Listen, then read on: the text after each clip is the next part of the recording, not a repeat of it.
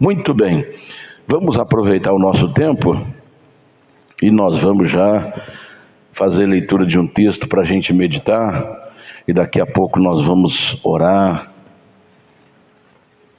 buscando a presença do nosso Deus. Você que trouxe a sua Bíblia, vamos abrir as nossas Bíblias na carta de Judas. Carta de Judas, no capítulo, aliás, só tem um capítulo, né? Versículo 20. São 25 versículos. 25 versículos que tem a carta de Judas. É aí pertinho de Apocalipse. É o penúltimo livro da Bíblia, penúltima carta, que é o último livro, é o Apocalipse, né? Então nós temos aí a penúltima, que é Judas. Vamos ler o verso 20 em diante, por favor. Quem já achou, diga um amém. Diz assim o texto: mas vós, amados, edificando-vos a vós mesmos sobre a vossa santíssima fé, orando no Espírito Santo, conservai a vós mesmos na caridade ou no amor de Deus, esperando a misericórdia de nosso Senhor Jesus Cristo para a vida eterna. E apiedai-vos de alguns que estão duvidosos, e salvai alguns, arrebatando-os do fogo, tendo deles misericórdia com temor, aborrecendo até a roupa manchada da carne. Ora, aquele que é poderoso para vos guardar de tropeçar e apresentar-vos irrepreensíveis com alegria perante a sua glória, ao único Deus, Salvador nosso, por Jesus Cristo, nosso Senhor, seja a glória e majestade, domínio e poder, antes de todos os séculos, agora e para todos sempre. Amém. Glória a Deus. Feche os seus olhos, faça a sua oração, peça ao Senhor: Senhor, fale comigo, me abençoe nesta manhã. Eu quero sair daqui fortalecido, eu quero sair daqui renovado, eu quero sair daqui restaurado, fortalecido na graça. Faça a sua oração. Meu Deus e meu Pai, em nome do Senhor Jesus, nós te louvamos, nós te glorificamos, nós te exaltamos pela tua grandeza, te louvamos pela tua misericórdia, pela tua bondade, pela tua fidelidade. Muito obrigado, Senhor, por mais uma vez estarmos juntos na tua casa, na tua presença. Ó Pai Santo, querido, maravilhoso, eu te peço que nesta manhã o Senhor estenda as tuas mãos sobre nós, abra as comportas dos céus e derrame sobre nós a presença poderosa do Espírito Santo, que haja batismo no Espírito Santo, que haja, Senhor, uma unção do Espírito Santo sobre a tua igreja, que haja, Senhor, um forte derramar da tua graça, da tua unção, do teu perdão, do teu milagre. Levanta, Senhor, os abatidos, cura, Senhor, os enfermos, opera milagres e maravilhas no nosso meio, porque só tu pode salvar, só tu pode proteger, só tu pode livrar. Tu és o Deus dos deuses, tu és o médico dos médicos, tu és o Senhor dos senhores, tu és o Rei dos reis. Nos abençoe nesta manhã, eu te peço, meu Pai, em nome do Senhor Jesus, te pedimos e te agradecemos, hoje e para sempre. Amém e amém. Graças a Deus, podei vos assentar. Glória a Deus. Glória a Deus. Se você quiser deixar sua Bíblia aberta, aí no capítulo, na carta de Judas, pode deixar a sua Bíblia aberta, que nós vamos meditar na palavra de Deus, dentro dessa cartinha pequena, mas que tem muitas informações para todos nós. Muito bem. Antigamente, na minha pré-adolescência e adolescência, quer dizer, tudo foi muito difícil, né? Muito difícil para nós. Você que tem o privilégio de ter, né, o seu calçadinho para ir para a escola, né, a sua mochilinha, a sua blusinha, né, a sua roupa de frio para sair para a escola, você deve agradecer muito a Deus e também a seus pais, porque a gente não tinha acesso a essas coisas de jeito nenhum, né? Então, eu fui comprar meu primeiro sapato, eu já estava trabalhando de carteira assinada e já tinha mais. Assim que eu passei pelo exército, não pude fazer o serviço militar exatamente para poder trabalhar, porque no exército a pessoa, ele trabalha, mas não tem aquela remuneração que possa ajudar a família. Então eu tinha que trabalhar, deixei para a última hora para sair no excesso contingente.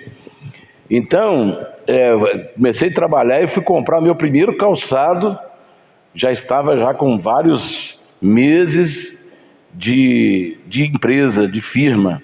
Então, quem está aí na bênção, agradeça muito a Deus e aos seus pais por você tá tendo assim, a oportunidade de poder estudar, de poder ter acesso às facilidades, assim, no sentido de conforto material para a sua vida. Então, um dia desse postaram assim na televisão, no canal do Face, um montão de crianças em cima do muro, assistindo uma TV que estava aberta na sala de uma casa. Aí colocou assim, quem é que não passou por isso? Aí eu lembrei exatamente, tinha uma casa que ficava assim a uns 400 metros da nossa casa, e ela tinha um muro mais ou menos de 1 metro de altura, muro de cimento, e a televisão ficava assim na sala, de frente para a rua. Então a gente ficava lá em cima do muro. Agora olha, em cima do muro, olhando para dentro da sala da dona lá, assistindo televisão. Então talvez a gente nem pensava, que era criança, adolescente, pré-adolescente, adolescente. A gente ficava aquele monte ali, uns 4, 5 de calção, descalço, olhando lá para dentro da sala da dona, assistindo televisão. Então, a gente não tinha acesso a essas coisas. Quando foi possível comprar a televisão, eu já estava na minha pré-adolescência, já adolescente. Então passava aqueles filmes que levava 2, 3 horas. Não sei se alguém lembra disso aqui. Então, a gente doido para largar, sair dali para poder brincar. E o filme era dividido em várias sessões, para entrar o comercial, para entrar as propagandas. E aí tinha uma parte do filme que a gente não perdia. É quando aparecia assim, epílogo. Não sei se vocês lembram disso, né? Tinha duas coisas que apareceram, que desapareceram aí nas redes, que tem quase 2 anos que eu já não vejo televisão. Mas a primeira era: este filme é inapropriado para menores de tantos, que tudo era passado por uma vistoria para ver se era compatível com a idade que estava sendo a pessoa estava assistindo, se era compatível. E hoje, filme de adulto está passando para as crianças.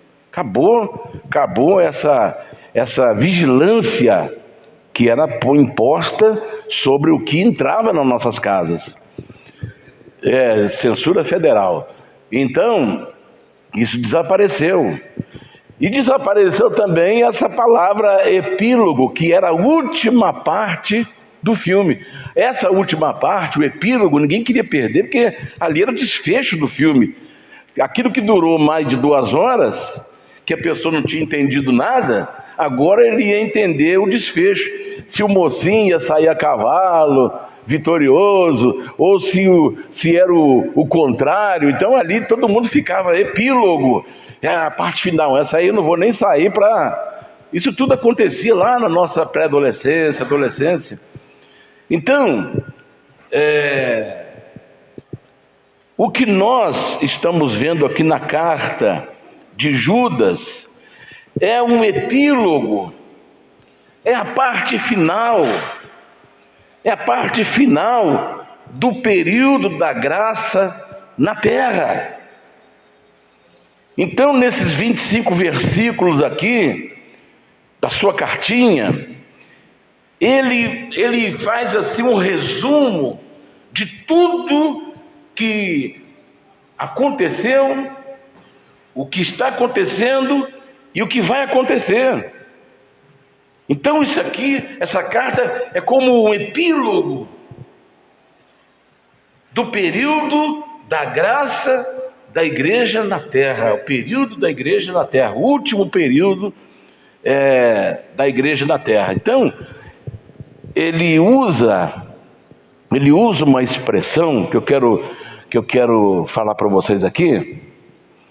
Ele diz assim: amados, versículo 3 aí, amados, procurando eu escrever-vos com toda diligência. Essa palavra diligência quer dizer com todo cuidado, com todo zelo, porque o homem de Deus, a mulher de Deus, ele pode não ser eloquente, ou seja, ele pode não ter um português muito rico, ele pode não ter um vocabulário muito rico, porque é bonito quando alguém saiba expressar, encontrar palavras, tem facilidade para falar, é muito bonito, mas nem todo mundo teve esse direito, esse acesso a ter um vocabulário mais expansivo. Mas uma coisa é certa, vinda de um homem de Deus, de uma mulher de Deus, é a preocupação em não ensinar heresia, em não passar aquilo que não é verdade, em não passar aquilo que é engano, aquilo que é mentira. Então essa preocupação, ainda que não seja por palavras ricas no seu vocabulário, ou eloquência na maneira de falar, de transmitir, mas uma preocupação tem. Olha, eu fiz a minha cartinha com toda diligência, com todo zelo, com todo cuidado, para não cometer nenhum tipo de heresia, nenhum tipo de erro. Então, preste bem atenção. Essa cartinha de Judas, de 25 versículos, ele não está falando para todo tipo de eleitor. Como um filme, por exemplo, que entra numa casa, entra para uma criança, entra para um jovem, entra para um adulto, um que teve pouco acesso à leitura, outro que teve mais acesso. Então, aquilo não é despejado, não foi enviado para qualquer leitor. Aqui ele especifica qual é o tipo de eleitor que essa carta está endereçada. Ele fala o tipo de eleitor. No próprio versículo 3 aí, está assim: amados, procurando, só a palavra, quando começa assim, amados, já está se referindo a uma linguagem cristã, uma linguagem dos servos de Deus. Amados, procurando eu escrever-vos com todo cuidado, com todo zelo, acerca da comum salvação, tive por necessidade escrever-vos e exortar-vos a batalhar pela fé que uma vez foi dada aos santos. Então ele está falando para quem? Ele está falando para ímpio? Não. Ele não está falando para o ímpio. Ele está falando para um povo específico, para leitores específicos, que é a igreja, que é os santos do Senhor, a igreja do Senhor, o povo escolhido, o povo adquirido não com ouro nem com prata, mas com o sangue do seu Filho, o sangue do Cordeiro.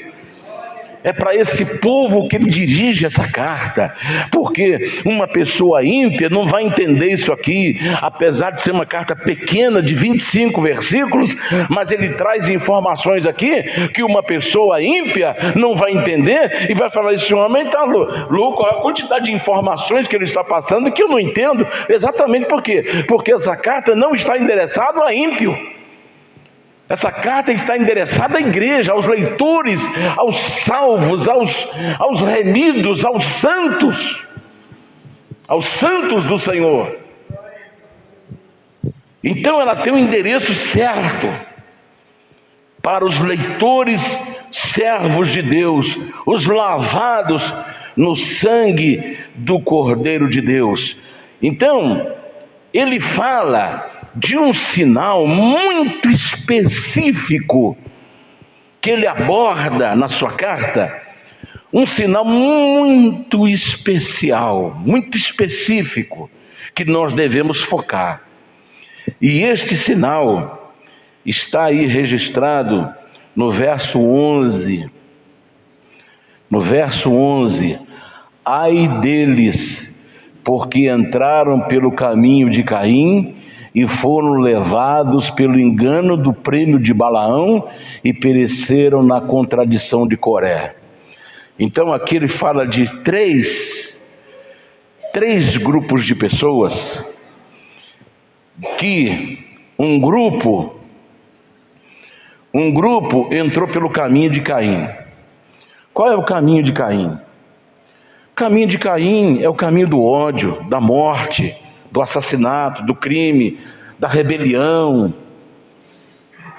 da desobediência, da ira, da raiva, da morte. Esse é o caminho de Caim. Da inveja, do rancor, da ira. Então, muitas dessas pessoas entraram pelo caminho de Caim. Outros foram levados pelo engano do prêmio de Balaão.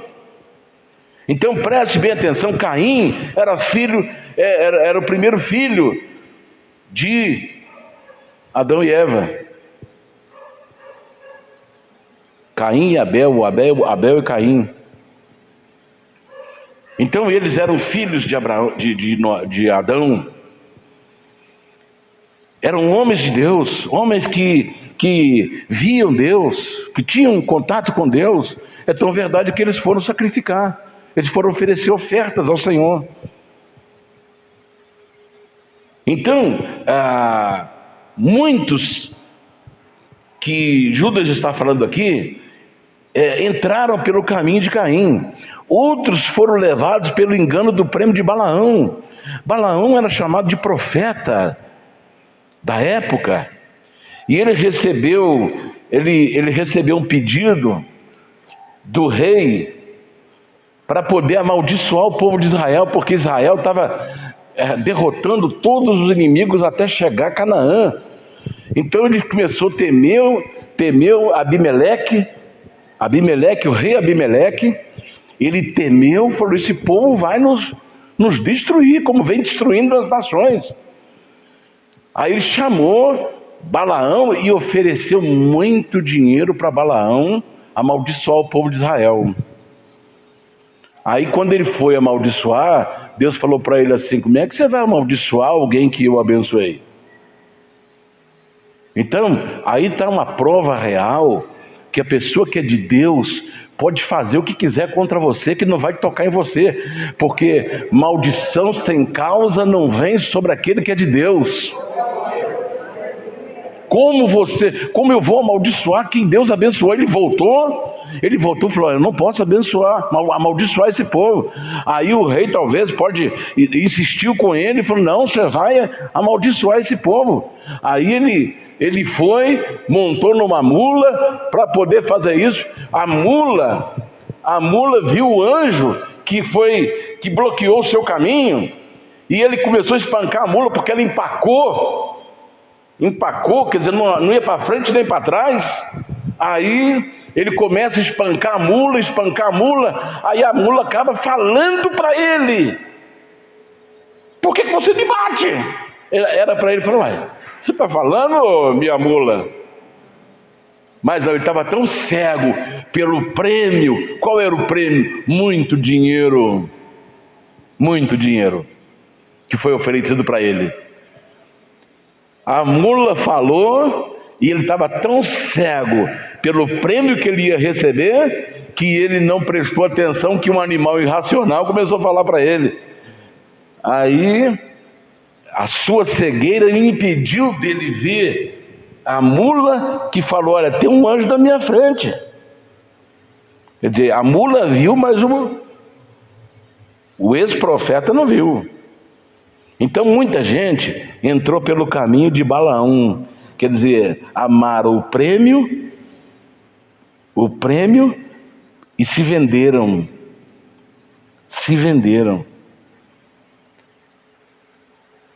E o terceiro era Corá, que eles se rebelaram contra Moisés, contra o servo de Deus, e eles foram consumidos. Então, são rebeliões. Então, o que Judas está mostrando com esses três grupos aqui? Apostasia. Ele está falando de apostasia. O que é a apostasia? Apostasia, no sentido figurado, é passar de um ideário para outro, ou seja, de uma ideia para outra. Antes a pessoa tinha uma ideia. Suponhamos que essa ideia que ele tinha é a ideia verdadeira. Aí ele passa por uma ideia falsa e passa a crer e pregar e viver aquela ideia falsa. Então isso chama apostasia no sentido figurado. E no sentido bíblico,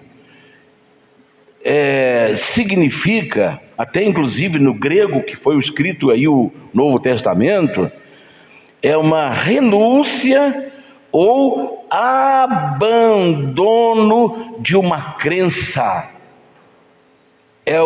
A renúncia, é o abandono da fé verdadeira. Isso chama apostasia. E Judas, ele bate nessa tecla, dizendo que a apostasia é um dos grandes sinais do fim do período da graça, do tempo da graça.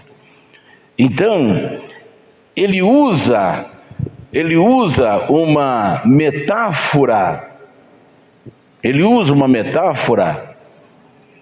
para poder falar sobre a apostasia. Mas eu quero dar continuidade aqui no resumo da carta, que a apostasia vai marcar o tempo do fim e para o arrebatamento da igreja, que está aí no versículo 14. E destes profetizou também Enoque, o sétimo depois de Adão, dizendo: eis que é vindo o Senhor com milhares de seus santos. Então olha as informações que ele dá nessa carta. Ele fala de juízo, ele fala de apostasia, ele fala do arrebatamento, ele fala dos julgamentos. Então, ele está mostrando que após o arrebatamento da igreja, após a vinda do Senhor para buscar a igreja, vai acontecer o julgamento dos ímpios, que é a grande tribulação, que Jesus disse que nunca houve e nunca haverá tribulação tal qual essa que está para acontecer no mundo após o arrebatamento. Então, eu quero que você preste bastante atenção, que ele usa metáfora Metáfora é uma figura de linguagem, ou seja, uma comparação. Então está aí para mostrar o quê? Para mostrar a apostasia que está acontecendo nos nossos dias, que antecede a vinda do Senhor Jesus. Então está aí no versículo 12 e versículo 13, que diz assim, vamos ler aí versículo 12 e versículo 13. Estes são manchas. De quem que ele está falando? Esses são manchas? Os que entraram pelo caminho de Caim, os que amaram o prêmio de Balaão, entraram pelo caminho de Balaão, e também para a rebelião de Coré. Então ele fala assim, verso 12, esses são manchas em vossas festas de caridade, banqueteando-se convosco e apacentando-se a si mesmos sem temor. São nuvens sem água, levadas pelo vento de uma para outra parte. São como árvores murchas, infrutíferas, 2 vezes mortas e desarraigadas. Ondas impetuosas do mar, que escumam as suas mesmas abominações. Estrelas errantes, para as quais está eternamente reservada a negrura das trevas. Então aqui ele fala em linguagem figurada, que é uma comparação. Ele fala sobre a apostasia. Então, vamos lá. Primeiro, ele mostra no versículo 12, parte A, estes são manchas em vossas festas de caridade. Então, em outra versão, porque a minha aqui é revista corrigida, João Ferreira de Almeida, em outra versão, ele fala sobre recifes que podem provocar naufrágios. Então preste atenção agora. O primeiro perigo que ele alerta a igreja sobre a apostasia dos dias que nós estamos vivendo. Estas pessoas que entraram pelo caminho de Caim, estas pessoas que entraram pelo caminho de Balaão, estas pessoas que entraram pelo caminho de Coré, são como recifes que podem provocar naufrágio espiritual. Naufrágio espiritual. O que é um recife? Recife é uma rocha que está submersa. É uma rocha submersa. Só quem conhece o rio ou conhece parte do mar pode navegar naquela região, ou ele tem um caminho aonde ele pode navegar sem medo de um recife atingir o casco do navio e invadir água em seu interior e ele ir para o fundo, provocar um naufrágio, porque o recife são rochas submersas escondidas. Eu não sei, no Rio de Janeiro tem um senhor, não sei se ele é vivo ainda, há muitos anos atrás, foi feita uma reportagem com esse homem. Ele conhece cada pedra, cada rocha submersa que tem no porto, naquele porto, não sei se é no Rio ou em Santos, é um desses 2 lugares, a reportagem foi feita. Então, primeira coisa, o navio vai atracar, ele é levado de barco até o navio, e ele então vai para a cabine do comandante, e ali ele dá orientação, olha, entra aqui, vai por aqui, ele vai dando direção, até o navio ancorar no porto para descarregar ou para descer passageiro. Quando termina, ele entra no navio. Quando ele consegue tirar o navio, olha, com toda a tecnologia que tem o navio, rastreamento, GPS, para desviar de pedras, de rochas, mas tem que ter um oleiro, tem que ter alguém que realmente conheça. Olha como é que isso é interessante.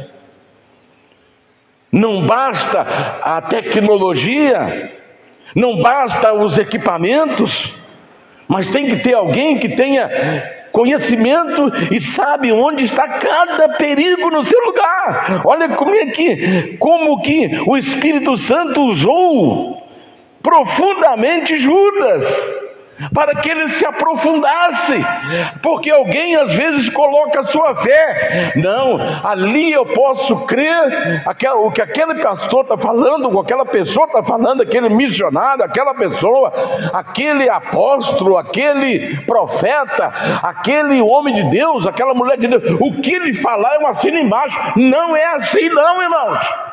Ele está dizendo aqui, não é assim. A pessoa precisa conhecer cada perigo, cada rocha submersa que vai afundar o seu navio, que vai afundar a sua vida, que vai causar um naufrágio na sua vida. Então, quando esse navio vai sair, ele é colocado dentro do navio e vai. Quando ele consegue tirar o navio sã e salvo do porto, aí lá de cima ele mergulha 20, 30 metros de altura. Ele dá um mergulho no lugar onde ele sabe que não tem rocha, porque pela altura ele vai passar dos 6, 7 metros de fundura no mergulho, porque ele tem que mergulhar de cabeça. Porque se ele mergulhar de qualquer maneira, ele bate na água e a água pode arrebentar com o corpo dele. Então ele tem que saber mergulhar também. Então ele tem que saber onde ele vai mergulhar. Se ele tem profundidade suficiente, para ele não bater a cabeça numa rocha lá embaixo, porque o corpo dele vai ser projetado de 30 metros de altura, mas ele vai entrar na água e vai ainda afundar mais uns 7, 8 metros. Então lá de cima ele mergulha, e aí o barco já está lá esperando ele para poder pegá-lo e levar para o porto e esperar o próximo navio que vem para entrar salvo e para sair a salvo. Então eu quero dizer uma coisa para você, que o apóstolo, que o servo do Senhor, Judas, está falando assim, olha, os perigos que eu e você corremos nesta fase final. O perigo dos recifes que podem provocar os naufrágios.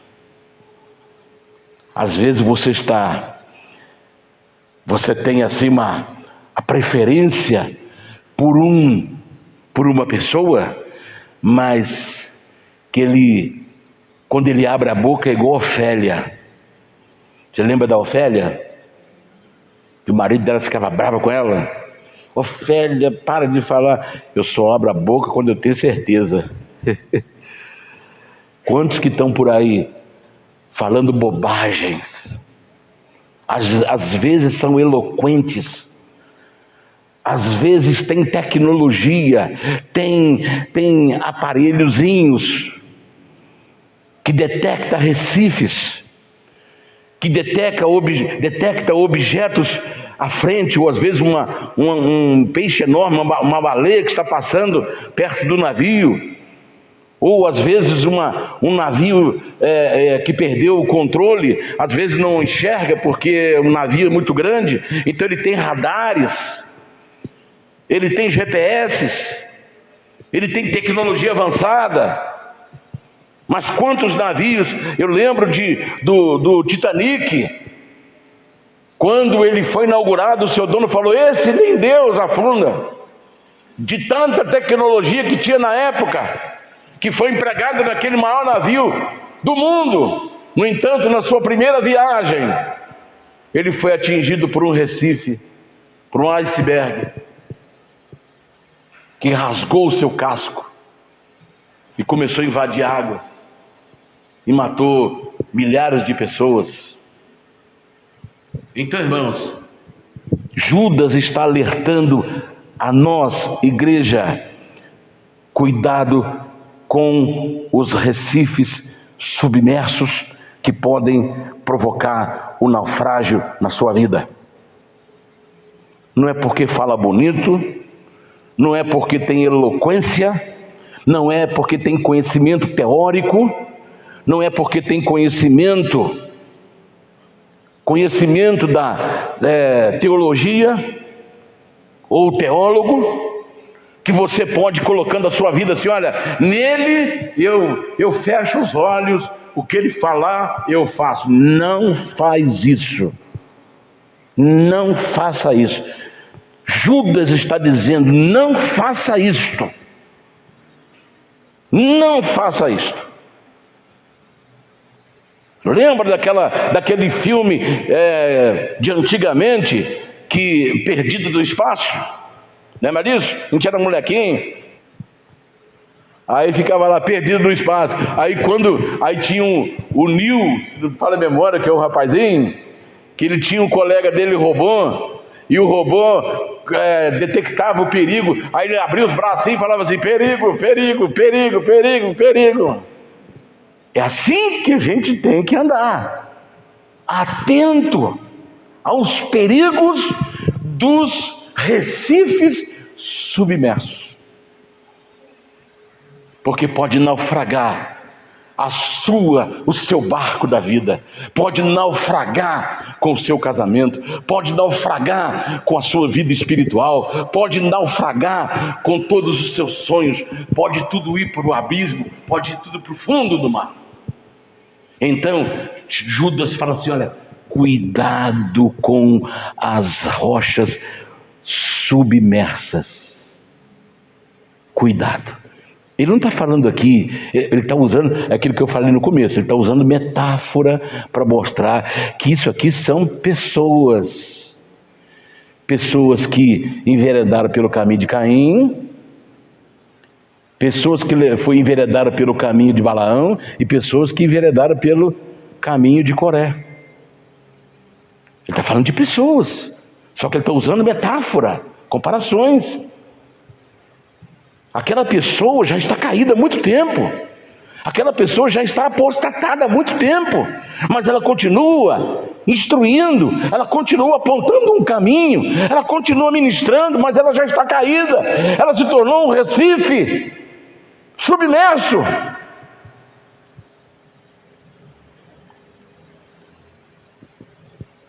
Segundo, vê mesmo o versículo 12, parte B: banqueteando-se convosco e apacentando-se a si mesmo sem temor.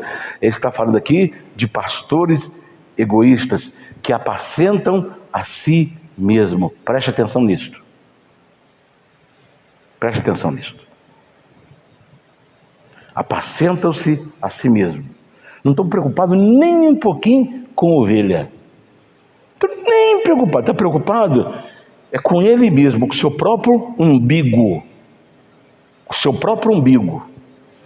Não quer saber se Jesus vai voltar, não quer saber de instruir a igreja, de ensinar os perigos que estão à frente, diferente de Judas, que se preocupou com detalhes de ter essa preocupação. Gente, cuidado, amados, cuidado, amados. Cuidado, amados. Um dia no meu aniversário, tinha uma irmã que tinha uma joalheria, e eles combinaram lá com o grupo de irmãs, falou: olha, eu quero presentear o pastor Daniel. Isso aí foi essa irmã da joalheria, ela tinha uma joalheria na Rio Branco. Eu quero presentear o pastor Daniel.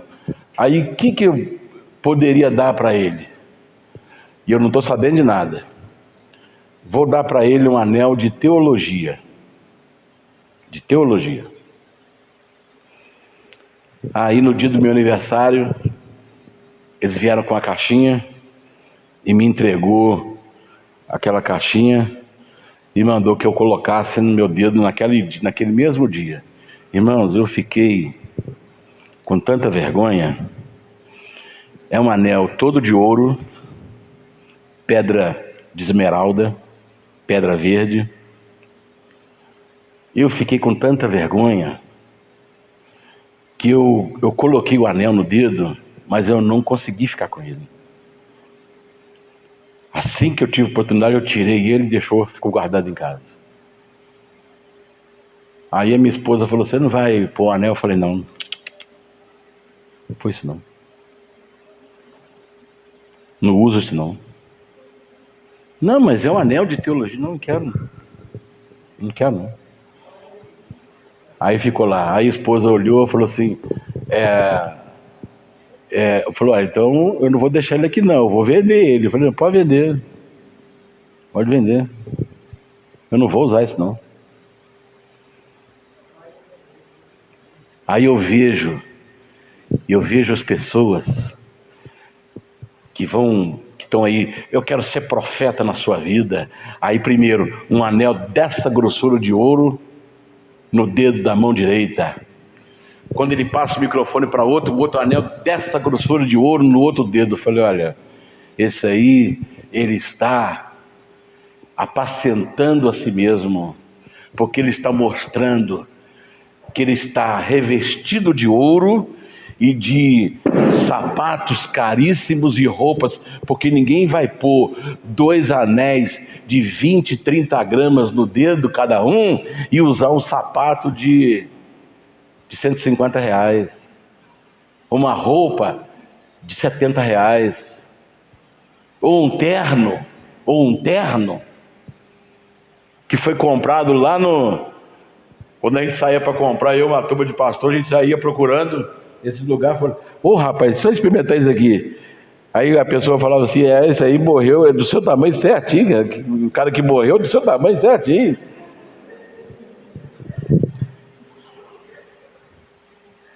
Aí tem pastor que passava o paletó para o outro: olha, meu paletó não está servindo mais, então para você aí, está pregando, mas é com o paletó de outro, que já foi de outro que morreu. Está dando para você entender, irmãos? Hoje virou estrelas. As pessoas viraram estrelas no púlpito, e aí pessoas entregam suas vidas pensando que estão recebendo a orientação correta, mas são verdadeiros apacentadores de si mesmos. Não estão preocupados com ovelhas, não estão preocupados com salvação de ninguém. Estão preocupados com seus projetos de poder, dos seus interesses pessoais. Então Judas fala assim: olha, cuidado com esses pastores que apacentam-se a si mesmos. Terceiro, verso 12, parte D.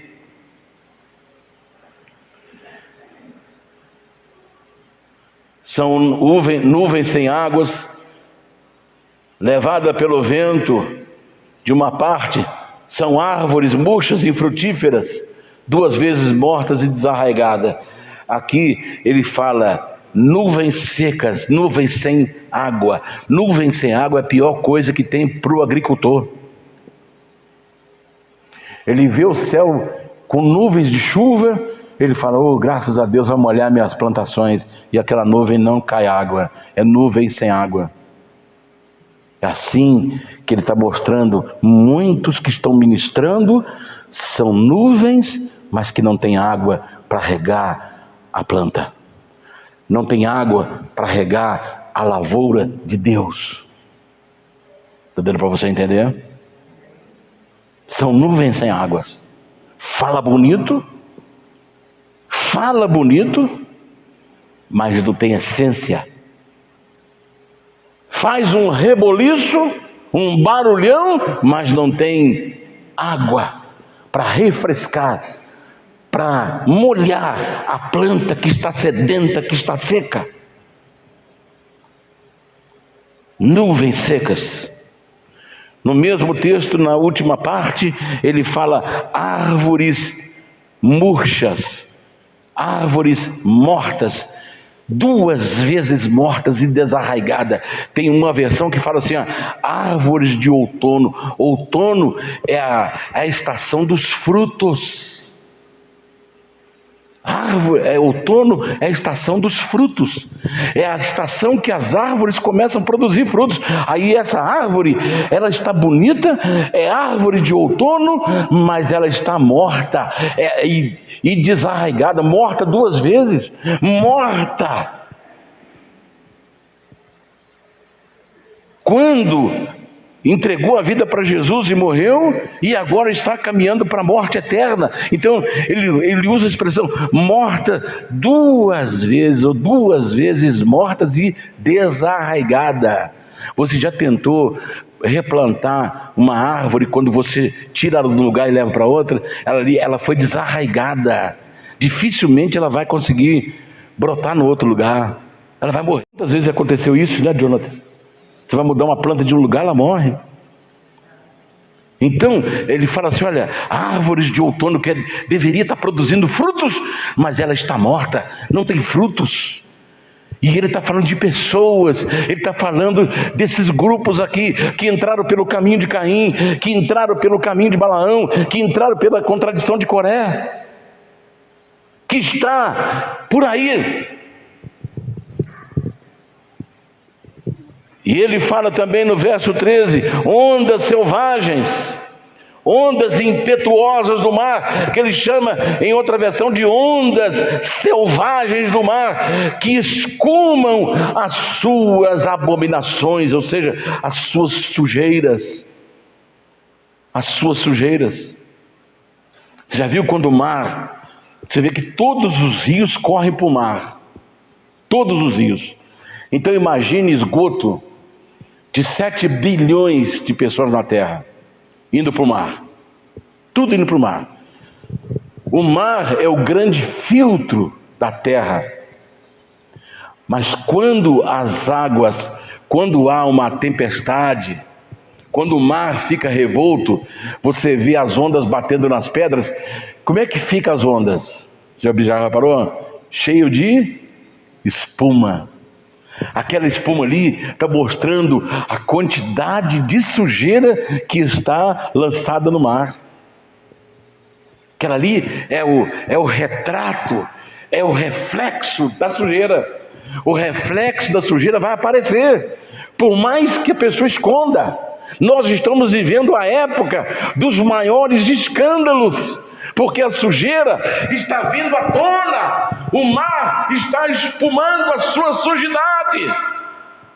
Deus vai expor toda a sujeira, todo o lixo que estão debaixo dos tapetes, de todas as áreas.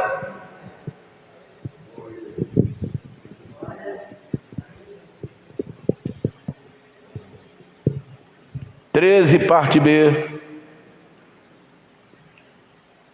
Estrelas errantes. Estrelas errantes. A Bíblia fala assim, olha, e ele com a sua cauda, Apocalipse capítulo 12, ele com a sua cauda arrastou a 1/3 parte das estrelas do céu. Estrela significa anjo. E anjo, quando se refere à igreja, está se referindo a lideranças religiosas, a pastores. Ao anjo da igreja tal, escreve. Ao anjo da igreja em Esmina, escreve. Ao anjo da igreja em Filadélfia, escreve. Então, são estrelas errantes, mas que não deixam, não mudam e nem se convertem e nem se arrependem, porque eles estão apostatados. E nós, como homens e mulheres de Deus, chamados por Judas, de amados, de santos, nós temos que ter cuidado para não sermos atropelados por esses que enveredaram pelo caminho de Caim, pela fome do prêmio de Balaão e também pela contradição de Coré. Eles estão espalhados por aí. E eles representam perigo para o nosso barquinho. representa perigo para o nosso barquinho.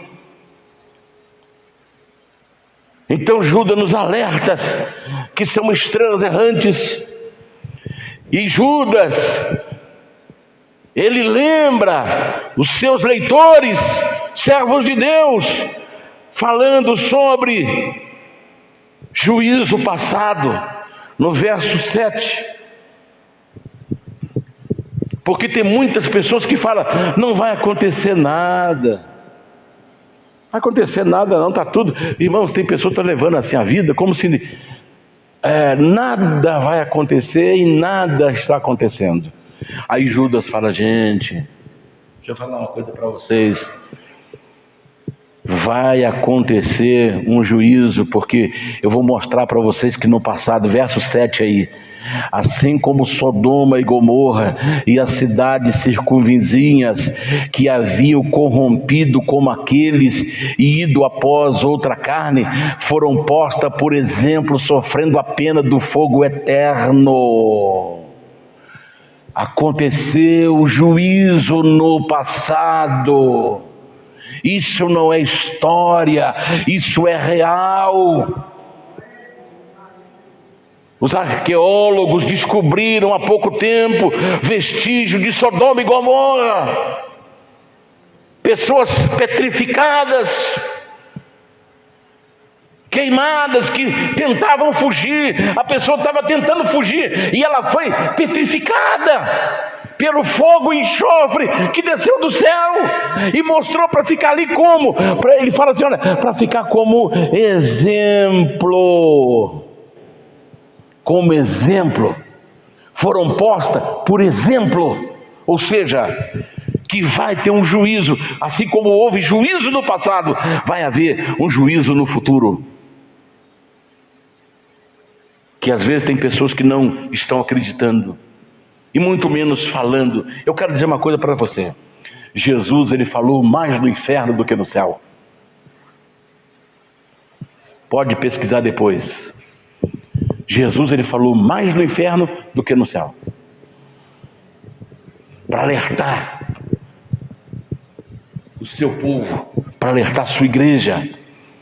Então ele fala também de um juízo futuro, na parte B do versículo 7 e versículo 14 e 15, e destes, estou lendo o versículo 14, e deste profetizou também Enoque, o sétimo depois de Adão, dizendo, eis que é vindo o Senhor com milhares de seus santos para fazer juízo contra todos e condenar dentre eles todos os ímpios, por todas as obras de impiedade que impiamente cometeram e por todas as duras palavras que ímpios pecadores disseram contra ele. Disseram contra ele quem? Disseram contra Deus.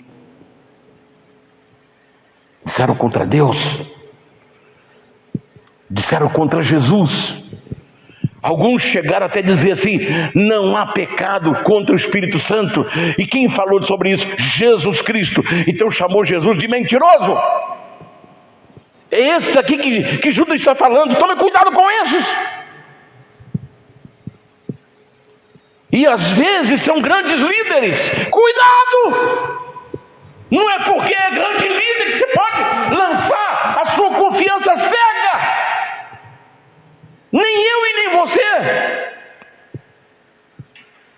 Mas temos que observar o que a palavra de Deus ensina para nós. Haverá um juízo, sim. Vai acontecer um juízo, sim. As pessoas vão ter que dar conta das suas palavras. As pessoas vão ter que dar conta das suas atitudes ímpias e do que falaram contra Deus, blasfemaram de Deus, brincaram com o sangue de Jesus. Irmãos, olha, eu tenho muito medo.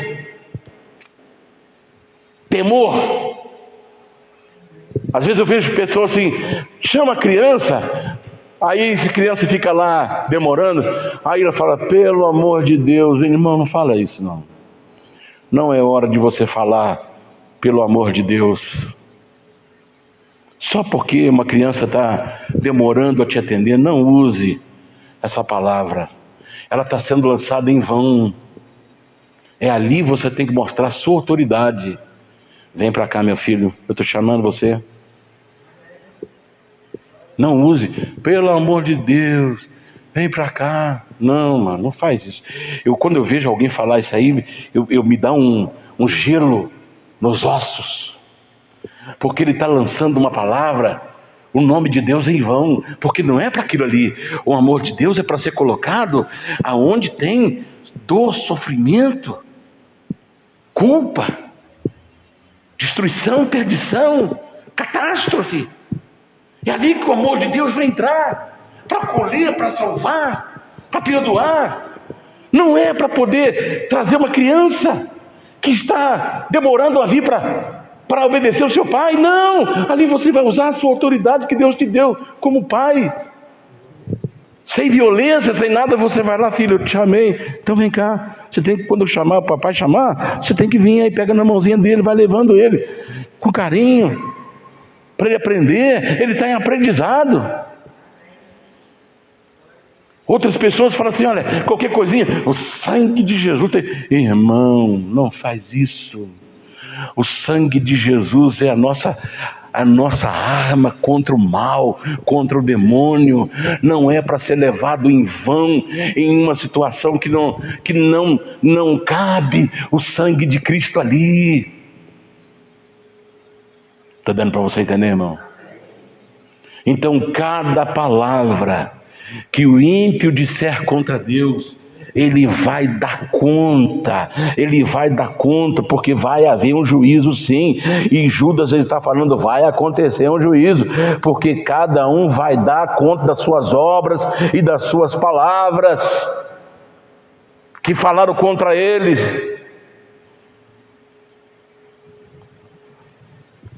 Então haverá, assim como houve um juízo no passado, ele cita Sodoma e Gomorra, ele fala agora do juízo futuro que vai acontecer. Aí ele apresenta, depois de tudo isso aí, que a gente fica tremendo, ele fala então, agora eu quero apresentar para vocês a salvaguarda. Salvaguarda quer dizer a proteção contra a apostasia. Preste atenção nisso agora. A proteção que eu preciso ter contra os recifes submersos, contra as estrelas errantes, contra as árvores mortas e desarraigadas, contra as nuvens sem águas, contra os pastores que apacentam os seus próprios umbigos. Então, nós temos aqui uma salvaguarda. Aleluia! Quem gosta de praia, ou tem oportunidade de ir, quem fica lá numa cabinezinha lá em cima olhando tudo? Salva-vidas, né? Aí, tudo que acontece lá corre no salva-vidas. Aqui é o salvaguarda. Preste atenção nisso agora, eu estou indo para os finalmente. A salvaguarda contra a apostasia, contra esses grupos que enveredaram pelo caminho de Caim, Balaão e Corá.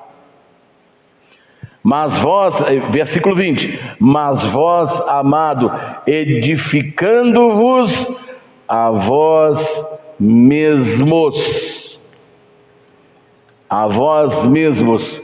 conservai, santificando-vos, edificando-vos a vós mesmos sobre a vossa santíssima fé, orando no Espírito Santo, conservai a vós mesmos na caridade de Deus, esperando a misericórdia do Senhor Jesus Cristo para a vida eterna. Então ele está falando agora a primeira coisa, ele está falando de nós e a carne, verso 20 e 21.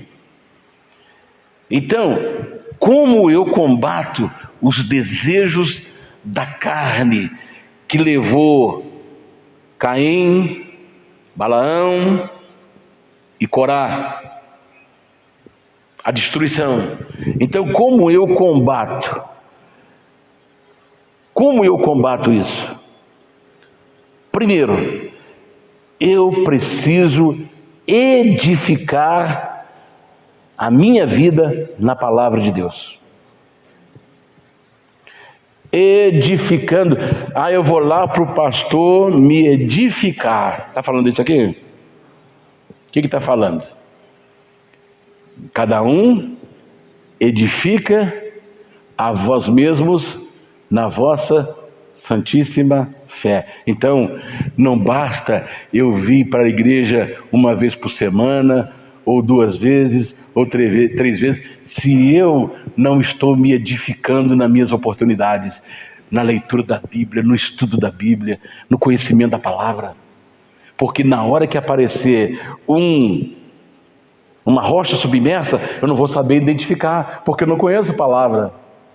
Está dando para você entender? Eu não vou saber identificar. O Espírito Santo só faz lembrar. O Espírito Santo, não precisa ter medo de você falar, porque o Espírito Santo vai fazer você lembrar. Agora, como é que ele vai fazer lembrar se a pessoa não colocou na sua memória? Deu para você entender? Então, mergulhe na Bíblia, estude a palavra em casa, nas oportunidades que você tiver, leia, medita, não precisa ler correndo, leia um versículo, medita naquele texto. Se você não entendeu, leia mais uma vez, 2, mas vai procurando entender. Edifique a sua vida, edifique a sua vida no conhecimento da palavra. Segundo, todos nós devemos orar no poder do Espírito Santo, no poder de Deus. Ele fala aí, orando no Espírito Santo.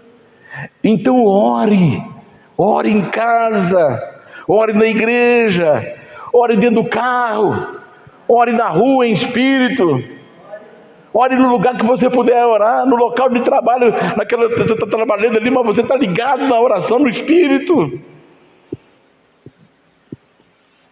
Ore no Espírito Santo. Isso são salvaguarda para a nossa vida. Terceira, todos nós devemos permanecer no amor de Deus. Nós não podemos deixar, versículo 21 aí, conservai-vos a vós mesmos na caridade de Deus, conserve-se a si mesmo no amor de Deus. Não esqueça do amor de Deus na sua vida. Deus te ama, Deus me ama. Às vezes eu falho, mas eu sei que Ele me ama. A Bíblia fala assim: com amor eterno te amei, por isso te atraí. Nós precisamos estar arraigado, alicerçado no amor de Deus. Deus me ama. Satanás fala assim: não, você é um pecador, você é uma pessoa rebelde, você não é de Deus, você não está salvo. Satanás, Deus me ama, Deus me ama. Deus amou o mundo, Deus amou a minha vida, Deus amou meu lar, Deus ama meu lar, Deus ama meu filho, Deus ama meu marido, Deus ama meu trabalho, Deus ama minha vida, Deus ama os meus, Deus ama tudo que Deus me deu. Eu sou amado de Deus. Quando o anjo apareceu para Daniel, ele falou: servo amado. Como é gostoso quando a gente ouve Deus falar para nós: servo amado. Aqui Judas está falando: amados, porque ele sabe que o amor de Deus, ele supera tudo. Aleluia, aleluia. Conserve-se no amor de Deus.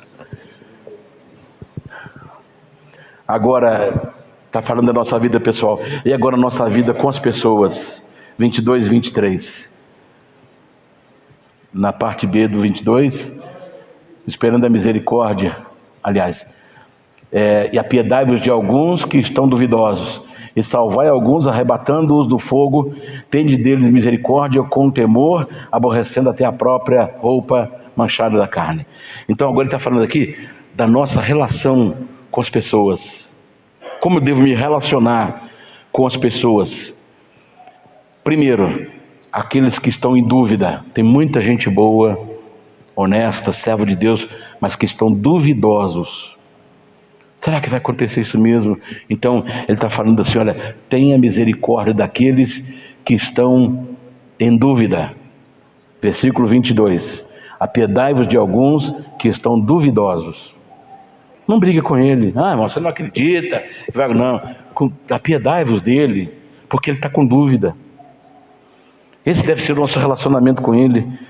Apiedai-vos de alguns, tenha piedade de alguns. Piedade é compaixão, é misericórdia, é colocar o seu coração na dor do outro. Então, apiedai-vos de alguns que estão com dúvida, com grande dúvida.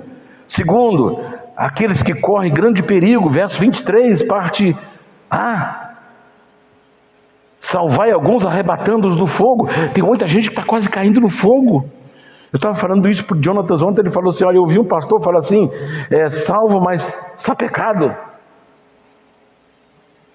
Você viu quando você passa assim, a senhora, principalmente as donas que estão aí fazendo a comida, aí tem uma boca de fogão aqui acesa, aí você vai passar uma panela para outra boca, e aí seu braço tem que passar em cima da boca de fogo acesa, aí você sente um cheiro de sapecado, de pelo do braço sapecado. Então, arrebatar alguns do fogo é tirá-los mesmo com cheiro de sapecado, mas você não vai para o fogo não, eu te arranco daqui, estamos seguros na minha mão. Arrebata ele, arrebatar é tirar, e às vezes ele vai vir com cheiro de fogo, mas ele foi salvo do fogo maior. Aqueles que vivem em depravação profunda. Depravação é corrupção. Então nós temos que ter misericórdia daqueles que estão vivendo numa corrupção ou perversão profunda. Deu para entender? Enquanto há vida, há esperança. Enquanto a vida não considere perdido. Não, ele pode estar afundando, mas Deus, o Senhor não vai deixar. Eu vou estar aqui, porque a tua palavra diz que o coração do rei é como ribeiros de águas, e está na tua mão, como que o Senhor inclina. Então inclina o coração do meu marido para a tua palavra, inclina o coração da minha esposa para a tua palavra, inclina o coração do meu filho para a tua palavra, inclina o coração dessa pessoa para a tua palavra, porque eu não aceito ele viver dessa forma. Senhor, em nome de Jesus, me ajuda a arrebatá-lo do fogo, ainda que ele venha chamuscado, ainda que ele venha sapecado, mas ele não vai ficar lá no fogo, porque o Senhor está me dando autoridade para tirá-lo, porque eu estou ligando no céu, na terra, o que será ligado no céu. Aleluia! Aleluia! Aleluia! Agora nossa relação com o Salvador. Já estou indo para os finalmente. Com o Salvador. 24 e 25.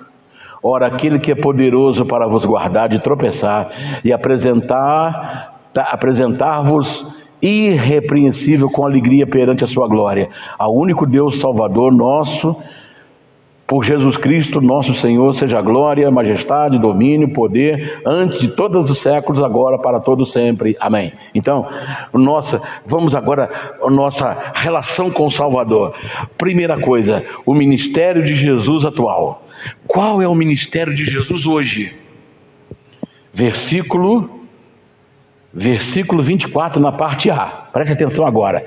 24, parte A. Ora, aquele que é poderoso para vos guardar de tropeçar e apresentar irrepreensível com alegria perante a sua glória. Qual o ministério de Jesus agora? É evitar que nós tropecemos enquanto estivermos nesse mundo. Irmãos, às vezes nós estamos preocupados, mas tem um que está mais preocupado ainda comigo e com você. Ele está assim, olha, vigia ele para ele não tropeçar, não deixa ele tropeçar, porque eu tenho que apresentá-lo a ele, irrepreensível, a minha própria glória. Oh, Jesus maravilhoso! Lá na oração sacerdotal, no capítulo 17, ele falou: Pai, eu não peço que os tire do mundo, mas que os livre do mal. Não só este, mas todos aqueles que virão a crer em mim. Então Jesus orou por mim, Jesus orou por você. E Ele está à direita de Deus intercedendo por nós. Ele está olhando para nós. O ministério atual dele é não deixar a gente tropeçar. Daniel, não vai por esse caminho, para você não tropeçar. Eu estou andando, ele vai tirando as pedras do meu caminho. Você vai andando, ele vai tirando as pedras do seu caminho. Porque ele vai nos apresentar, é ele mesmo. Ele vai nos apresentar irrepreensível perante a sua própria glória. Aleluia. Seu ministério vindouro, 24, parte B. Nos apresentar no céu. É Ele que vai nos apresentar no céu. Amém. 1 Tessalonicenses capítulo 5, verso 23. O mesmo Deus de paz vos santifique em tudo, e todo o vosso espírito, alma e corpo sejam plenamente preservados para a vinda de nosso Senhor Jesus Cristo. O Deus da paz vos santifica em tudo. Então é Ele que está fazendo o processo de nos apresentar. E Efésios capítulo 5, 22 em diante. O marido deve amar sua esposa assim como Cristo amou a igreja e lavou com a água pela palavra, para apresentar a si mesmo igreja gloriosa, sem mácula, nem ruga, nem coisa semelhante, mas santa e irrepreensível. Então é Ele que vai nos apresentar para Ele mesmo. Ele está cuidando da sua noiva para apresentá-la a Ele mesmo. Deus está cuidando de mim. Deus está cuidando de você. Deus está cuidando do seu filho. Começa a agradecer a Deus. Meu marido está assim, mas o Senhor está cuidando dele, e ele vai vir para a tua presença. Meu filho está assim, mas o Senhor vai trazê-lo para a tua presença, porque o Senhor está cuidando dele, e eu vou ver isso acontecer, porque o Senhor está cuidando de mim. O Senhor está cuidando dos meus. E a magnificência de Jesus, capítulo 25. Ao único Deus, Salvador nosso, por Jesus Cristo, nosso Senhor, seja glória, majestade, domínio e poder, antes de todos os séculos, agora e para todo sempre.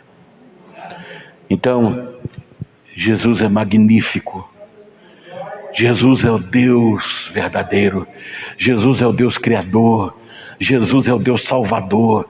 Ele é o grande Jeová. Ele é o grande eu sou.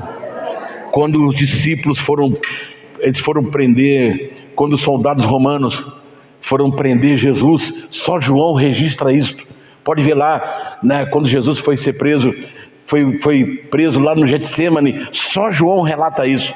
Aí os soldados chegaram com aquelas tochas acesas. Aí Jesus pergunta assim: a quem buscais? Aí eles falam: a Jesus Nazareno. Eu sou. Quando ele falou eu sou, os soldados caíram, porque Jesus é o grande eu sou. Aleluia, que libertou Israel do Egito, que manifestou milagres do Egito, que mandou pragas do Egito, mas não atingiu a casa dos homens de Deus. Assim está, a praga está atingindo o mundo, mas não vai atingir as nossas famílias. Se chamuscou o seu filho, se chamuscou a sua casa, Deus vai fazer a limpeza e vai deixar tudo prontinho para a hora do arrebatamento. Confie nisso, porque o Senhor está vindo aí. Aleluia. Aleluia. Antes, para todo sempre, do século, agora e para todo sempre. E eu encerro Apocalipse 1:18. Eu tenho a chave.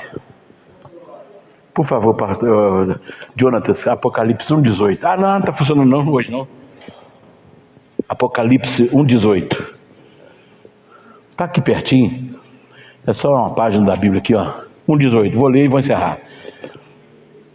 E o que vive, e fui morto, mas eis aqui estou vivo para todo sempre. Amém. E tenho as chaves da morte e do inferno. Aleluia.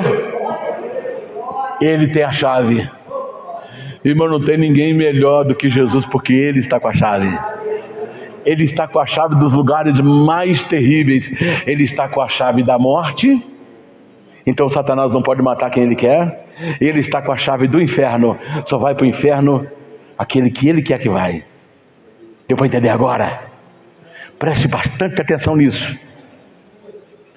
Se você reivindicar, Senhor, Ele é teu. O inferno não é o lugar dele, porque Ele é teu. O Senhor tem a chave de lá. Não deixe ele cair lá. Aleluia. Está dando para entender? Aleluia, aleluia, aleluia, aleluia. Aleluia. Eu estive morto, mas eis que estou vivo, e eu tenho as chaves. Eu tenho a chave da morte, e eu tenho as chaves do inferno. Eu tenho a chave da morte, e eu tenho a chave do inferno. Ele que tem a chave. Ainda bem que a chave está na mão dele. Aleluia. Aleluia. Deus te abençoe. Deus te abençoe. Ele que tem a chave. Ele tem a chave da morte. Ele tem a chave do inferno. Está na mão dele. Está na mão dele. Aleluia. E Ele me ama. Ele ama você. Ele ama os seus. Ele ama os nossos. Ele ama aquele do nosso sangue. Aleluia. Aleluia. Aleluia. Amém. Deus te abençoe. Fiquemos em pé. Aleluia. Obrigado, Senhor. Oh, glória a Deus. Oh, glória a Jesus. Vamos orar para Deus derramar o Espírito Santo sobre nós, sobre os nossos, porque Ele nos ama. Levante as mãos para os céus, vamos orar. Nosso Deus e nosso Pai, peça ao Senhor para encher a sua vida do Espírito Santo agora. Peça ao Senhor para encher a sua casa do Espírito Santo agora. Peça ao Senhor para encher a sua vida, a sua família do Espírito Santo agora. Peça ao Senhor para encher a sua vida agora do Espírito Santo. Aleluia, aleluia, aleluia. Senhor, abra as comportas dos céus. Obrigado, Senhor, pela tua palavra. Obrigado, Senhor, pelas chuvas do Espírito Santo que vem regar essa terra seca, Senhor. Aleluia.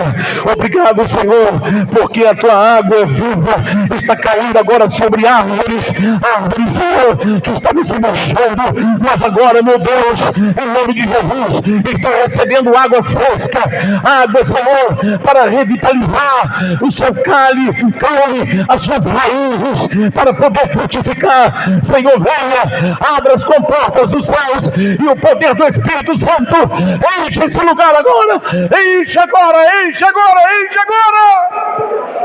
Aleluia.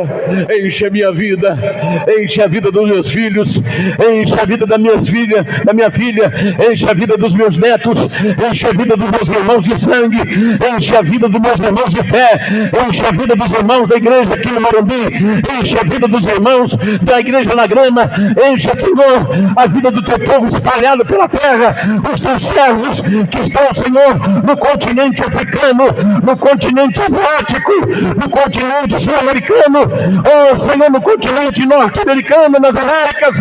Venha, Senhor, derrama o teu Espírito Santo, derrama o teu Espírito Santo sobre a tua igreja. Senhor, nos livra, nos guarde, Senhor, do caminho de Caim, nos guarde, Senhor, do prêmio de Balaão, nos guarde, Senhor, da contradição de Coré, nos guarde, Senhor, nos livra das estrelas errantes, das rochas submersas. Guarda-nos, ó Deus, livra-nos, ó Deus, proteja-nos, ó Deus, em nome do Senhor Jesus, para todo sempre. Amém. Amém. Aleluia. Vamos aplaudir o Senhor.